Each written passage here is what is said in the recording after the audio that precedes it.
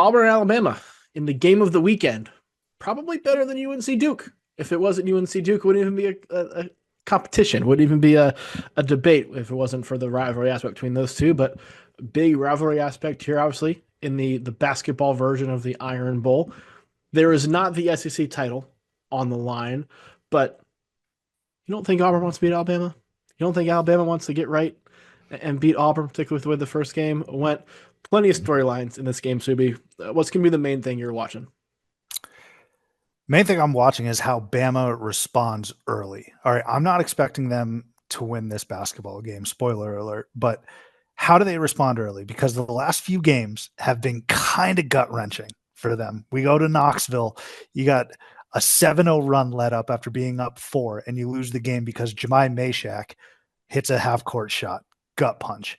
And then you got Florida, right? At home, who's just a really tremendous team. Is there another game that I'm missing in that stretch? That I No, missed? so they Those are the are. last two. Yeah, those are the last two. Okay. And now, I mean, look, this just speaks to how brutal the finish is, man, on the road in Knoxville, Florida. And now you got to clean up with Auburn. But how is Bama going to respond early in this game? I thought they showed some pretty good, decent fight against Florida, coming back down double digits, but they were down quickly 15-7 in Tuscaloosa on an emotional senior night. So collectively, how are they going to do? Mark Sears is going to be great. Like, he's one of the few guys in college basketball that I can just point to and say, he'll get me a bucket. He's going to pour it in, and I don't have to worry about him too much. Grant Nelson, I don't know if enough has been made about his regression Yeah. this season, or at least that's how I'm viewing it. Because I remember hearing on a broadcast a couple of games ago, it might have been against Tennessee, that he's shooting 20 some odd percent from three. And I'll tell you what, folks, maybe I don't watch enough Tide basketball, but that was a startling number to hear. I thought he was at least low 30s. He's not. I saw him shoot the basketball and it looked like me in fifth grade, like line drive, no rotation. That was good enough for elementary school basketball. It's not going to get the job done here in the big leagues, man. And like his game against Florida, again, despite Florida's amazing front court, was a bit uninspiring. 10 points, 4 rebounds, didn't shoot the ball particularly well. He didn't really make his imprint on the game. So I'm looking to see if Grant Nelson can provide himself a bit of momentum heading into the SEC tournament. So those are two things I'm looking for. Like, how can Bama collectively respond? And then individually, Grant Nelson, can you give me a little something? Because right now, over the last few stretches of games, Ralph, it seems like Mark Sears is doing this all by himself. Yeah, Grant Nelson was phenomenal and was such a big part of that Final Four run last year. He's basically why they went on it. I mean, Sears played at a incredibly high level. Guys stepped up and made shots. You had different games, a different front court player, different big man making plays. But Grant Nelson being like a true number two, a true like second star made the difference. And he hasn't been that this year. Bama has not had that this year. On the flip side with Auburn, because Auburn's coming off of a loss too. So the third time this year they're coming off a loss. Like that, they want to get right too. They want to beat Alabama. They want to sweep Alabama. It's also at Auburn, which is a very tough place to play. Yeah. The teams that have beaten Auburn are Duke, big team, can control the glass. Florida, big team, can control the glass. Texas A&M, one of the best rebounding teams in the country, who controlled the glass. There's limited data points on this, but there is something to be said for you beat Auburn by beating them on the glass, by beating their front court, right? Jedi Broom had an off game against A&M. The injury played a role in that, but beating them on the glass helps you beat Auburn. Beating them on the interior helps you beat Auburn. Well, during this last 6-game stretch, starting with the first Auburn game, where Bama is 2-4, they are 330th in free throw rate, meaning they send their opponents to the line over 43% of the time. 330th in the country, bottom 30. They're 284th in interior defense, and they are outside the top 150 in rebounding. It's not good enough. Like to beat to beat Auburn, they're going to have to out Auburn, which nobody has done. Yeah, that's a scary proposition on the road. I suppose the only thing you could potentially hang your hat on in that respect is Aiden Holloway having a bit of a revenge game. But Yeah, it's something, and like obviously Mark Sears going bar for bar. But it's not something that I'd want to do. I mean, you're right. Like, and it's odd because I don't necessarily know what the rotations are just yet. We're here in March, but can you help me better understand the big man rotations for Coach Oates here? Like Nelson, Amarui. Sherelle had a nice game last game, but I'm a little befuddled. yeah. The idea of Morier is been better than the on-court product, which has been a problem for Bama because they've needed him to be the physical presence for them that he hasn't been. So they've often gone to Diabate to be that guy because he is the energy, the effort, and more physical presence. But he's 6'7", 215. There That's are not there good are like enough. there are limitations to that. He's not 6'11", 250 like Cliff is. Mm-hmm. So there are limitations to that. So Jaron Stevenson, who they've tried at the three, playing down there, he's 6'11". Grant Nelson 6'11", but both of them aren't strong enough to like handle a true interior battle. So it is a matchup problem for Alabama that favors Auburn in a spot that I think you need to be better than Auburn to beat Auburn. And so you'll need great games from Mark Sears. You'll need to make all your threes, which Alabama has not been a great shooting team this season, despite shooting a ton of them. Like you'll need your best guys to be the best players on the court. And when the other team has Jedi Broom, that often does not happen. Yeah. I don't think Bama's playing their best basketball right now. And you They're talk not. about, which is funny, they weren't playing their best basketball this time last year and seemed to work out okay for them. It might happen again. I Yeah. don't know. But you talk about the big men personnel. I'm just thinking about it, right? Like I saw Grant Nelson struggle with the likes of Condon and Handlockton, Hauk to an extent. I mean, these guys, Hauk's pretty big. I'm talking like Yeah. beefy. Yeah.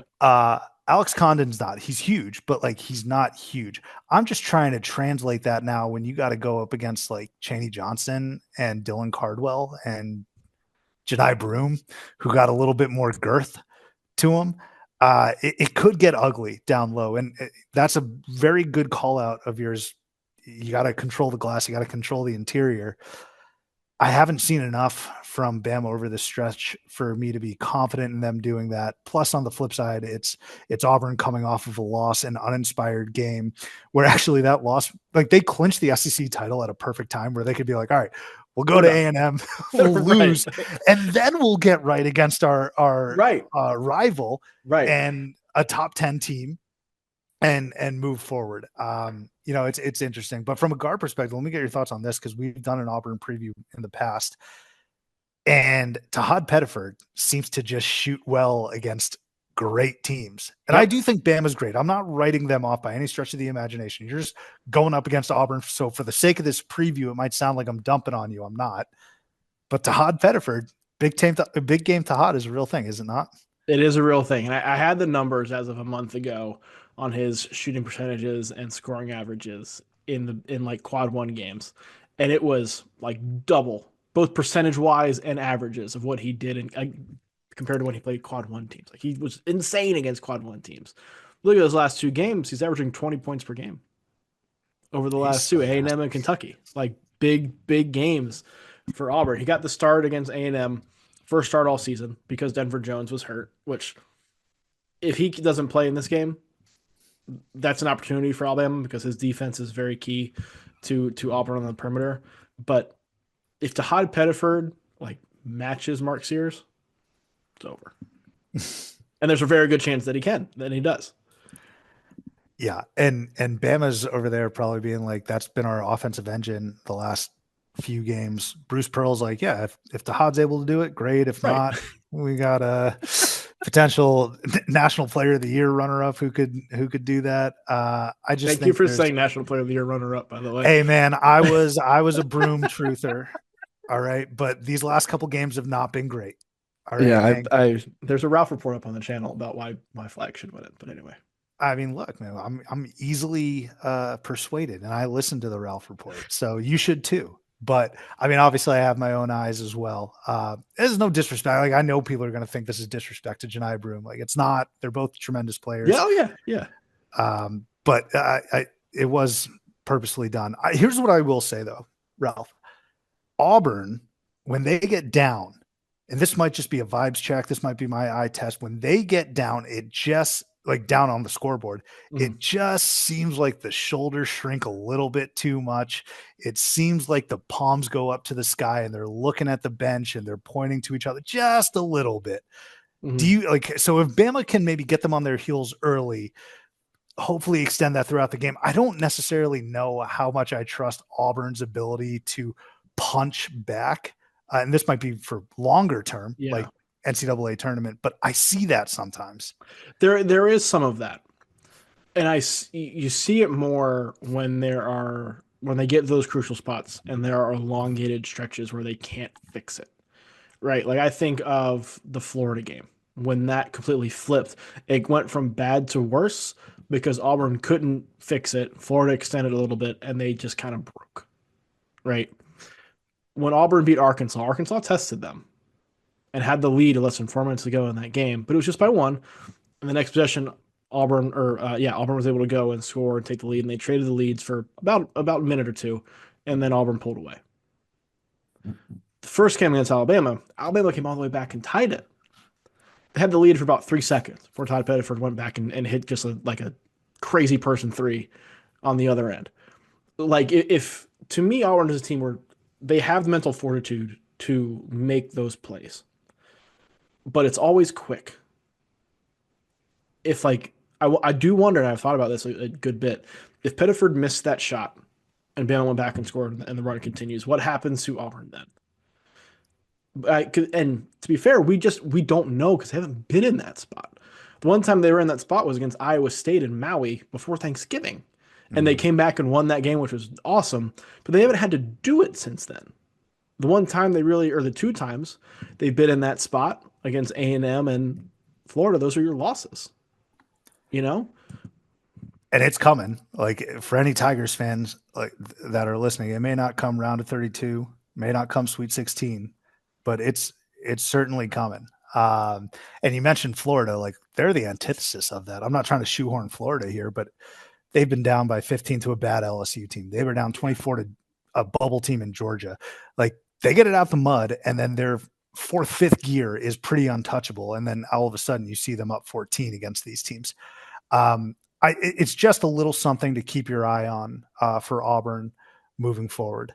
But it's going to be a fun game. It's going to be special. I mean, it's a rivalry game. Yeah.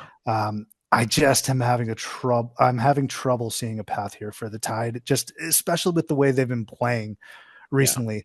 Although A&M was on a 4-game losing streak, and apparently the Yeah. proper medication was playing Auburn. So I don't know. Who knows? Yeah, I think if Bama is going to win, they have to get up early, the same way A&M did on Auburn. You have to take the crowd out of the game and get yourselves going and kind of put Auburn at the disadvantage and see like, okay, what are you going to do here? And make them make that call. Ken Palm doesn't think that's going to happen. Ken Palm has Auburn winning this game by 10 at home, 93 to 83. Another fun game. Do you see it happening similarly? Different result? What do you see? No, I see something similar here. I have Auburn winning 88 to 81. Senior day for those guys. I actually think Janai Broom, who's a name we haven't mentioned a ton during this preview, is going to rebound and play well in this game. A&M was a wake-up call. Tigers haven't lost 2 straight all season. I have a hard time believing that's how they end the regular season. Tigers win. I think Auburn wins by, I like the double digit call. I'm going to say 15. Like Oh, I dang. don't know if this is close. I don't like the way Bama's playing right now.